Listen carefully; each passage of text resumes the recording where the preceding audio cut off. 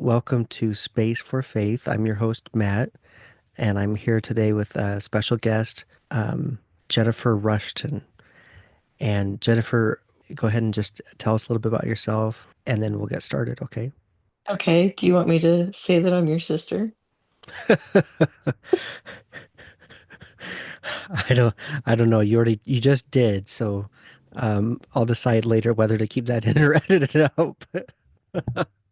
Okay, well, I'm Matt's eldest sister, and I live in Louisville, Kentucky with my husband and my daughter who goes to college in Lexington.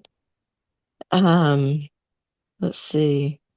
I work as a paralegal, real estate paralegal, and my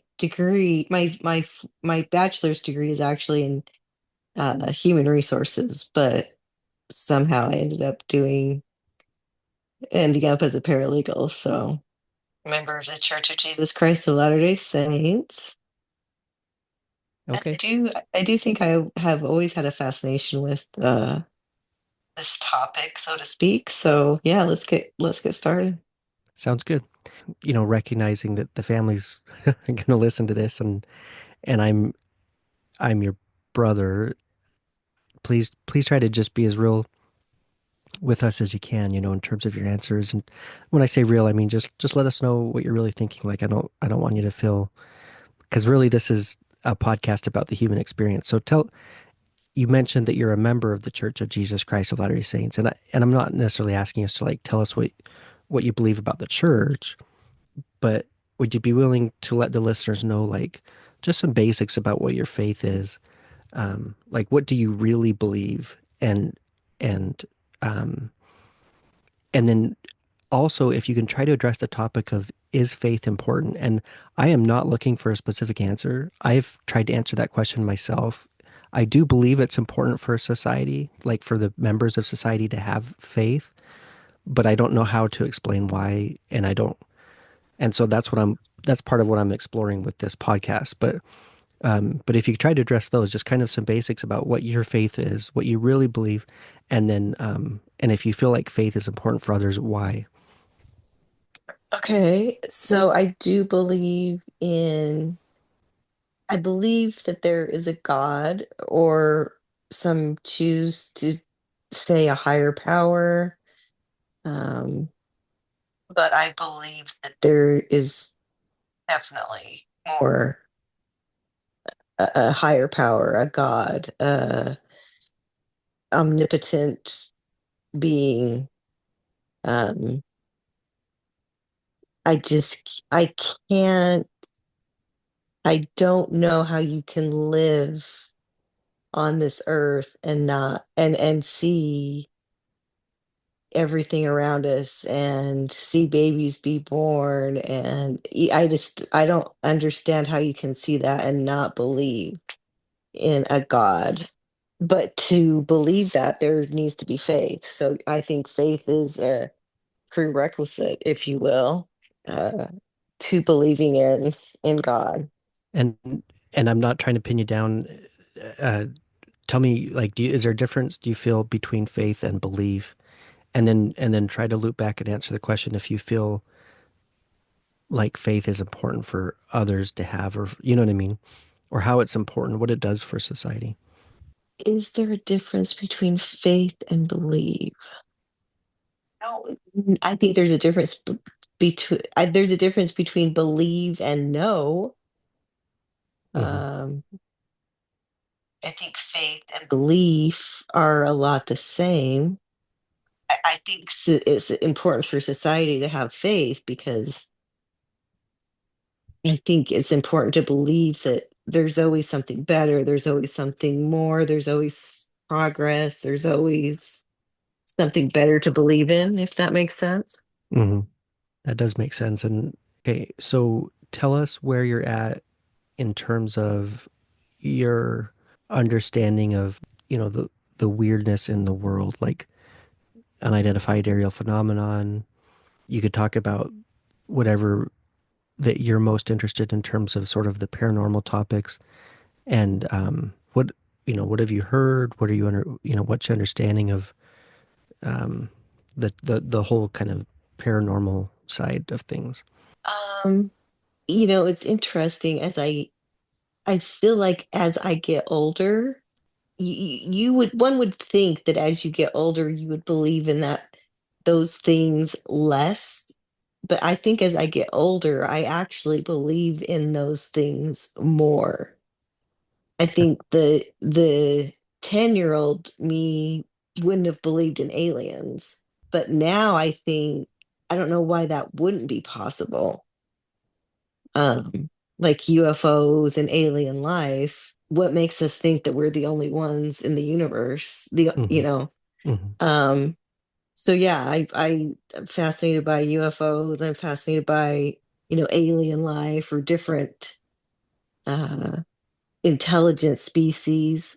I'm fascinated by quote unquote paranormal things that happen on Earth, like Skinwalker Ranch, stuff like that. Have you watched that?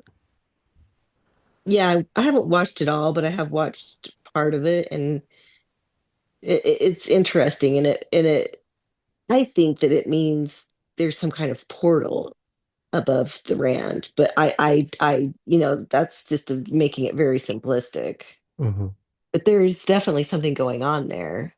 And even like when they talk about shapeshifters and stuff, I don't know, shapeshifters are a little bit of a stretch for me, but it doesn't mean it's not possible. Hmm.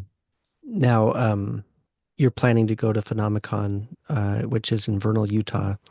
And it was, if I understand correctly, it was the fact that David Paulides will be there that was real interesting to you.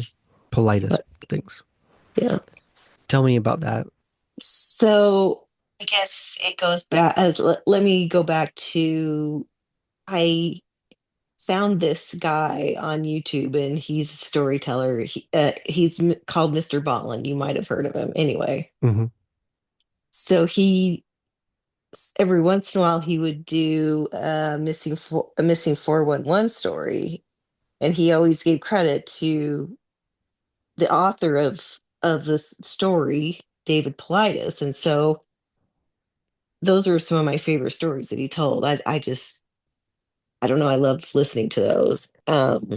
So it's about people that go missing, and it's mostly in like national forests, um, Yosemite, Yellowstone, some of the national forests on the East Coast. Mount Shasta is a big one, and it's a lot of times it's kids that will go missing, and it's like parents or a family is taking a hike, and the 2-year-old uh, runs ahead, you know, just a little ways and just gets just out of their sight. And when they reach what they should be, where should the 2-year-old should be, he's vanished, and they can't find him, and search parties can't find them. They don't find clothes, they don't find a body, they literally vanish. Hmm. So it's just interesting to me, those stories. I don't know if you've heard of David Paulides, or I don't know Oh how much you yeah, know about that.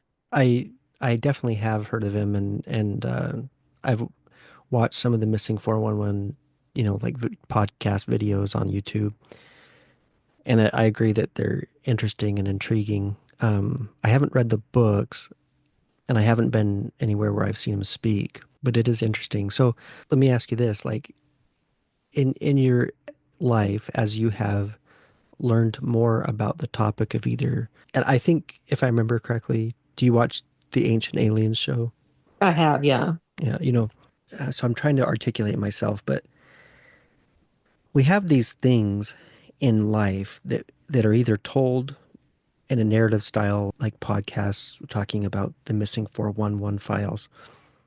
And I have to admit, like, I haven't ever fact checked those files, but you listen to it and you kind of, and there's some believability to it.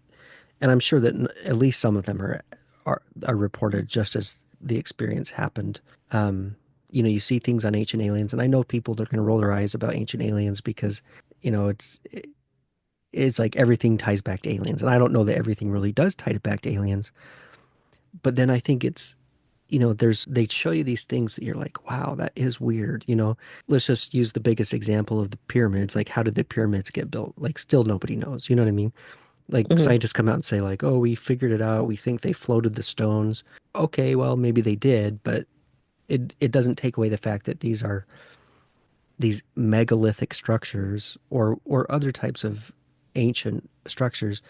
We look at them today and we're just like, we have no knowledge of why this is here, how it was built, what its purpose was, what did it mean to the people of the day. You know what I mean? Mm, And there's just these things that are just so anomalous and intriguing that they do kind of knock on they rattle the cage a little bit in terms of, is what I would say. Like there have been times when I've learned things about UAPs or the UFO phenomenon where I'm just like, how does this fit into my reality? I don't, I, you know what I mean? So hmm. have you had that experience? Like, do you feel like it's ever kind of shaken you know what I mean, what you believed, or has it ever conflicted with what you believe? I don't I don't think so. I think there's still room to believe in that stuff. For me, it's never really changed or challenged my fundamental beliefs, both just, I mean, even being a member of the church or otherwise. You know what I'm saying? I don't think they're mutually exclusive. Hmm. And then, something I have been trying to ask guests, and I should loop back around, and uh, apologize that I didn't bring this up sooner, but if you're, have you had any personal experiences with these things or people that you're close to that have shared it, or has it mostly been arm's length, in terms of literature or media? No, I haven't had any experience personally.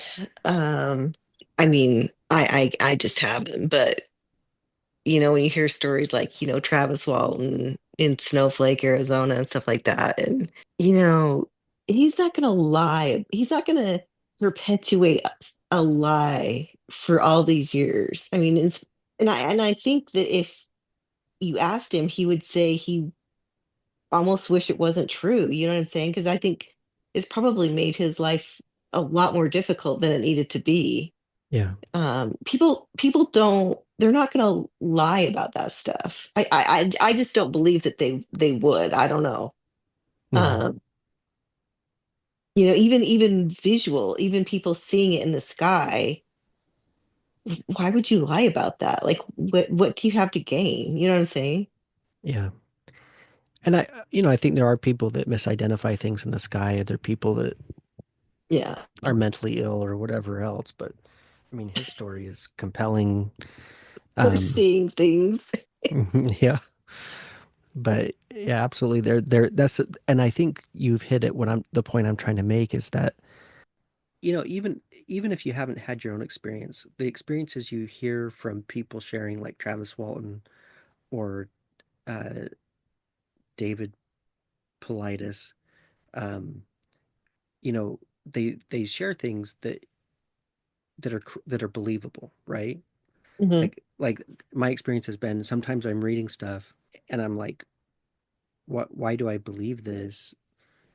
But there's just something about it that I'm like, that I really believe it happened. So, for instance, the book Hunt for the Skinwalker by George Knapp and Colm Kelleher, that came out years before the movie did, or the television series.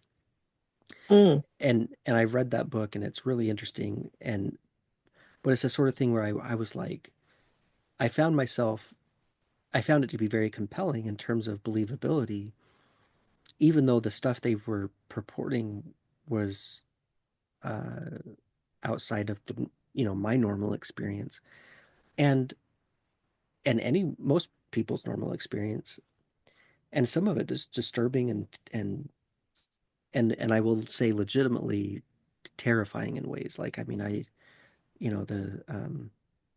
the types of experiences that the quote unquote Sherman family, who owned the ranch before Robert Bigelow, had hmm. experienced were really unsettling. You know what I mean? But Oh I yeah. but it's interesting because as I read it, I never really questioned, like, whether they were telling the truth or not. And I don't know why that was. I don't, I mean, I can't really explain that, but it goes back to this idea of belief. Like there's this believability to some of these experiences that people have had, where even if we haven't had those experiences, I don't discount theirs. And then it's like, how does that fit into the normal framework of human life? Because that's what does that mean? Like I haven't had that experience. What? Um, but his experience, and I think we got cut off when I was saying this. So I'll say it again. But I was at Phenomicon previously when Travis Walton did speak, and Mm. it was really interesting to be there. Eric and I were there, and the atmosphere in the room was noticeably different than the atmosphere with the other speakers. Oh, Like wow. like you could have heard. I feel like there were times when you could have heard a pin drop, and Wow. I feel like the whole feeling of hundreds of people in this large grand ballroom of this conference center is that they were just enraptured by what he was telling them. And it wasn't like he was telling them, I mean, other aside from the fact that he was talking about a potential alien abduction encounter, it wasn't like he was saying crazy things. He was just sharing the experience that he had. But people were so engrossed. And um at the end of his talk, Eric turned to me and he's like, I believe him. I mean, he's just very just this it's just the sense that you get, you know what I mean? That Right, like right, like you say, he's not making it up. It's not necessarily brought him uh, riches. He's possibly had some fame, but I don't know if it's the type of fame people want. You know what I mean? right, right, And right. uh, and so it's then I don't know that I really want to go down the rabbit hole of why we believe these things when people tell it to us. I think I still want to stay on the kind of uh, pathway of when some of these things do challenge your faith. How do you accommodate that? Because you know um, that book I read, Hunt for the Skinwalker, um, it there was parts in there that I was just like, why would uh, what is going on there, and why would God allow this type of experience to happen? Like these people were seriously terrified. You know what I mean by the experiences they were having on the ranch, and Hmm. like at one point they said that their three family dogs were basically like killed by this malevolent entity. Hmm. And so then I just start wondering, like, is this real? Like, could this really happen? Like, what is going on there? Um, why would God allow these types of things? But then I have to pull back and think to myself, well, God allows a lot of bad things to happen on the earth that aren't necessarily even paranormal. You know what I mean? And that kind of alleviates that whole argument of why does God allow these things to happen? But it's still like sometimes these things are like, where does this fit into my framework? Because if there's these bizarre entities that are coming to the planet and either abducting people or somehow influencing us, where's that in what I believed growing up? You know what I mean? And then like how do I fit this into my framework, and what do I think about it? So that's Yeah. so what are your thoughts? I mean, I think it it doesn't challenge my framework really. I mean, I think it's kind of going back to what I said before. I think 20 years ago it may have challenged my framework, but I think it's almost like the older you get, the more you realize there's so much you don't know. You know what I'm saying? Like I yeah. guess I just realized there's so much. I think there's so much about life and this earth and the universe that we just don't know. And by design, we don't know. We're not supposed to really. But I think it doesn't challenge my framework. It's just fascinating to me. Like I just can't wait to know the full truth of all things. You know what I'm saying? Yeah. Now, let me ask you this. So, are you familiar with the concept of disclosure in the UFO world?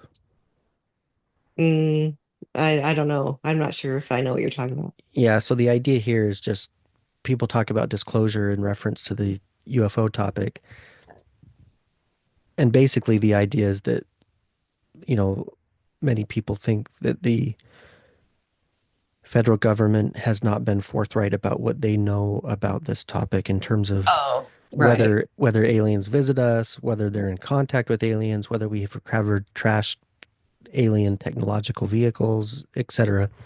So the idea of disclosure is that they come forward and let us know what's going on. Oh, right, right. So there's a lot of people uh, that are saying that um, that that will happen within the next few years. In fact, um, I've as a side note, I've wondered if Lou Elizondo's book, which is titled "Imminent," is Yeah. maybe a subtle. He's saying this. I've wondered if he's saying that disclosure is imminent. But I think there's a lot of different reasons why he used that as the title of his book. I wonder if anyone's ever asked him that. I haven't actually. Anyway, so but back to what we're saying is like, so let me ask you this. Like, let's say that next week the federal government comes out and they're like, "Yep, this is real. There are alien species out there. We've recovered some of their technology. We really don't know what their motives are. We really can't do anything about it." You know what I mean? Like, how are you going to respond to that? I mean, I think they do know, and I think I don't I not only do I believe that we have alien technology, I think we've had alien beings. There's some reports that we had an alien and kept him alive for 3 to 4 years. I mean, I know that sounds crazy. I know it sounds far-fetched, but there are several people that have said we were in possession of an alien body and we kept him alive. Hmm. Um, I mean, I wouldn't be surprised at all if all these things came out and the government had been hiding it. I mean, you can kind of see why the government would want to. They don't want people to panic. Um, but at the same time, why can't we know? I mean, I don't understand why we're not allowed to know. I don't, do you? I mean, am I missing it? No, I don't know. That's such a good question. And because I feel the same way. Like, why would you hide that? Um, and obviously this is a topic that I'm interested in. So I've listened to lots of podcasts and interviews with people who are key players in the whole world of UFOs, UAPs. I've read lots of books and I feel like there's sort of, I think most people express that same sort of feeling like Ross Coulthart, who's a Australian journalist who's brought forward some of the recent whistleblowers like David Grush and Jake Barber. I feel like I've heard him say multiple times, like the American people we can handle this, or like in his case, I don't know if he said American because he's an Australian, but I, basically the common people, the non-political uh, class, we can handle this. But then there have been occasionally individuals, and I'm sorry, I wish I could tell you exactly who have said like some of the things that I've been told about this topic. I understand why they're keeping it a secret. And when they say stuff like that, that's so oblique and like, um, I mean, it's easy for them to say that, you know what I mean? But then, of course, they're saying that to protect their sources, they can't even say what they've been told, which doesn't really help anything because you're like, well, I still don't understand. Um, but yeah, I mean, allegedly, this topic is, there are people that feel like there's good reasons for it to be kept secret, assuming that there is a secret being kept, and I do believe that there is, like you do. Um, there are some people that suggest that the government's in contact enough with these beings that the beings are the ones who are controlling the narrative and whether or not disclosure happens. I don't know if I believe that, but um, in human society on the earth, I think in the end you can basically ask yourself, um, does it somehow is someone keeping it secret for money or power or some other selfish motive, and that's probably going to be the right answer. You know what I mean?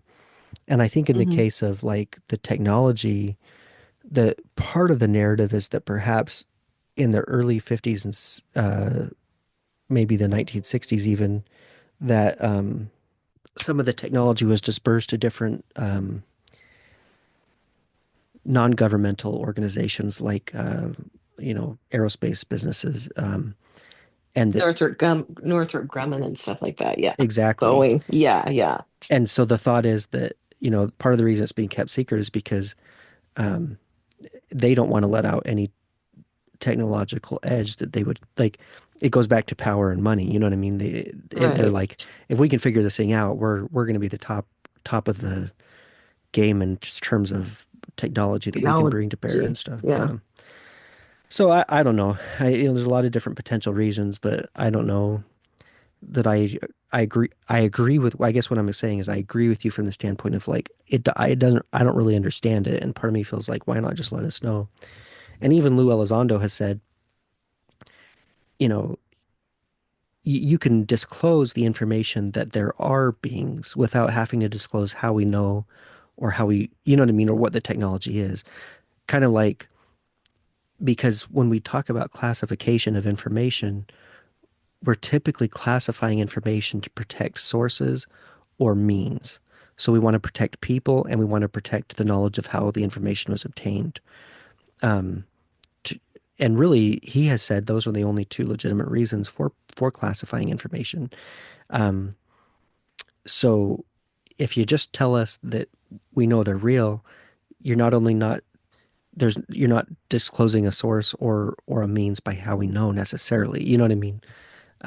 Like there's ways that they could disclose the information that would actually still keep whatever sensitive information they have, Need to keep quiet. Yeah. you know. But So, go ahead. sorry to interrupt, but let me ask you this.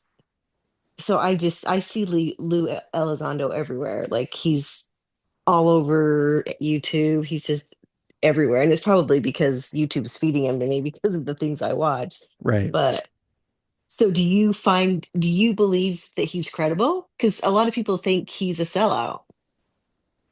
Oh, I find him to be very credible. I think mostly because I read his book. Have you read his book? I have not read his book. I am aware of his book, but I have not read it. Well, I I found his book to be compelling and that I identified with him in terms of some of the things he talked about in the book. Like it helped me to see him as a more personal person, like a human character. Mhm. And the way that he talks about his love for his family in the book, and you can kind of see through his writing what is most important to him. And really, it sounds to me like the most important thing to him is his wife and kids. Mhm. And then he loves the country. And then outside of that, maybe his extended family. And then he loves the nation of America and he believes in the foundational principles. And so I believe that he is a credible character. I don't pretend to know all of his agenda or all of what he knows, but I actually think that after reading the book, I came to believe that he's a good person with good intentions who has information that, um, you know, that we would want to know and that he wants us to know. Yeah.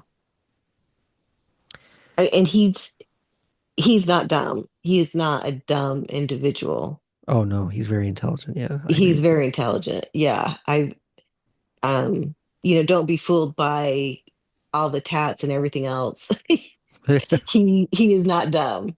No, if you get a chance to read the book, I wish it was one of the problems with the world we live in today in terms of digital technology is that you can't share it as easily in some ways as like a book. If I own a book, I can be like, oh yeah, let me borrow you my book until just give it back when you're done. But I have the Kindle version, so I don't know. I'll try to figure out if I could share that with you somehow. Um, but it's really interesting, and I think you'd enjoy it. Yeah, Well, I'll check it out. we're coming up on the end of our time. Do you Do you have any thoughts you want to share or anything that? Um, no, just just along the lines of the name of your podcast, Space for Faith. Like I said before, I don't think these things need to be mutually exclusive to our beliefs. Mhm. Um, I just don't see how they are mutually exclusive. I mean, does it? One of the general authorities even said we are not alone in the universe. I think Yeah, Elder Holland said it, didn't he? it was Elder Maxwell, but yeah, Oh yeah. yeah. I mean, they've come right out and said we are not alone in the universe. Mm-hmm. Um, and I think Dad even maybe mentioned that Mm-hmm. when in his interview, but um, yeah, it's very interesting. It's fascinating. I wish we were able to know more or have proof. We always want proof. We always want proof of everything, and that's when you just have to rely on faith. Yeah. Well, thank you so much for taking the time with me. I really appreciate it, and I'll look forward to releasing the edited audio and for the podcast and listening to it. And I think you're good. I think people will enjoy it. Okay, thanks, Matt. Thanks so much. Yep. Have a good one. You too. Thank you for listening. Editing was performed by your host, Matt. Web hosting is by Spotify for podcasters. The intro music was Here For You by artist Ketsa, and the outro music was Quiet Outro by Rozakal. Both are licensed free to use with attribution and were found on Free Music Archive.